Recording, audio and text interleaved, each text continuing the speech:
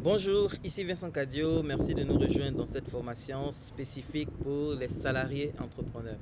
J'ai réalisé une série de 4 vidéos de formation pour vous donner tous les rudiments nécessaires lorsque vous avez décidé d'être à la fois salarié et entrepreneur. Dans cette première vidéo, nous allons parler des 7 sources de revenus. Mesdames et messieurs, vous devez comprendre qu'il y a 7 sources de revenus. Ok? Il y en a 7, il n'y en a pas une, il n'y en a pas deux, il y en a 7. Et la question c'est pourquoi se contenter d'une seule source de revenus? Pourquoi se contenter uniquement de son salaire quand on peut avoir différentes sources de revenus? Et au cours de cette vidéo, nous allons voir toutes les sources de revenus que vous pouvez mettre en place. Mais j'aimerais commencer par dire qu'à la base, on commence tous par une source. Et la source qui est accessible à tout le monde, c'est le salaire.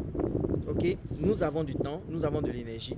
Nous pouvons consacrer ce temps et cette énergie-là dans un emploi. Et en échange du temps et de l'énergie que nous consacrons à cet emploi, nous allons recevoir un salaire.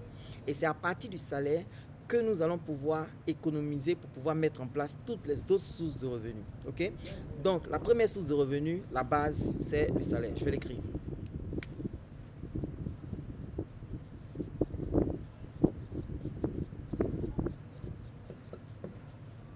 Ok, donc ça c'est la base, c'est la première source, le salaire.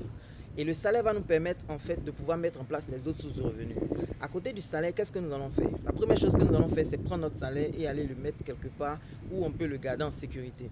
Donc généralement, ce qui est accepté, ce sont les banques comme endroit où vous pouvez garder votre salaire. Mais vous n'allez pas garder votre salaire sur votre compte courant parce que le compte courant ne rapporte rien. Vous allez garder sur votre salaire sur un compte d'épargne. Ok, donc le salaire sera versé bien sûr sur un compte courant, mais vous allez virer une partie de ce salaire-là sur un compte d'épargne et le compte d'épargne va lui générer la deuxième source de revenus qu'on appelle les intérêts.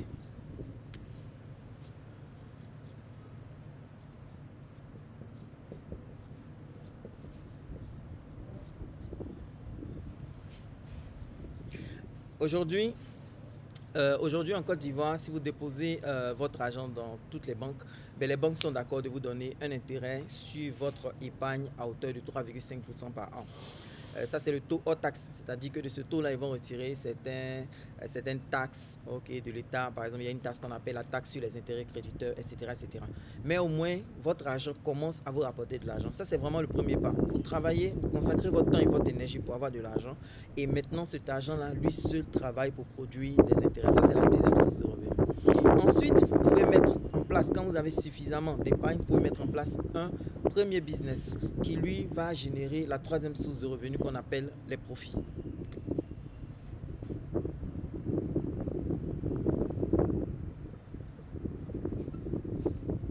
C'est quoi les profits? C'est simplement lorsque vous achetez un produit à un prix donné et vous le revendez à un prix supérieur en réalisant une marge bénéficiaire.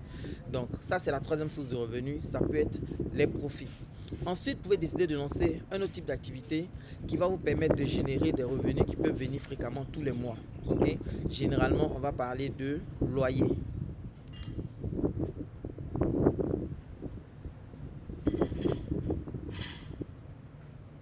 Voilà, et donc vous allez voir que nos parents étaient vraiment sur cette quatrième source de revenus là. On va investir, acheter une maison, acheter deux maisons et ensuite on va percevoir des loyers. C'est une source de revenus. Ok. Ensuite, on peut décider que on va prendre l'argent qu'on gagne des profits, des loyers et on va décider d'investir une partie de cet argent là dans des business. Ok. Donc, on peut décider d'investir à la bourse. Et si on investit à la bourse, on va gagner ce qu'on appelle des dividendes.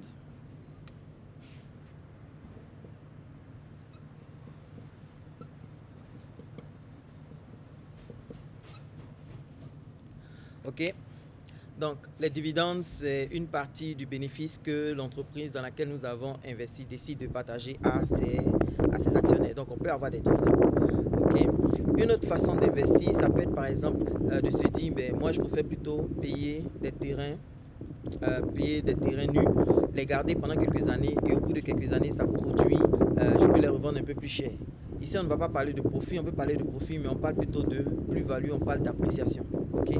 Également, lorsque vous investissez à la bourse, vous pouvez acheter votre action à un certain prix et vous pouvez la revendre à un prix plus élevé. On parle également d'appréciation. Donc ça, c'est la sixième source de revenus.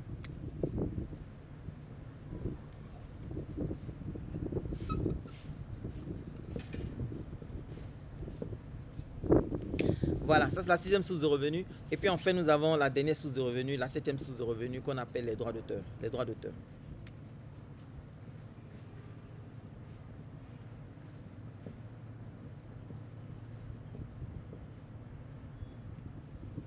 Alors, c'est quoi le droit d'auteur? Les droits d'auteur, ben, vous pouvez être un artiste, vous avez chanté une chanson et les gens utilisent votre chanson, ils la jouent partout, etc.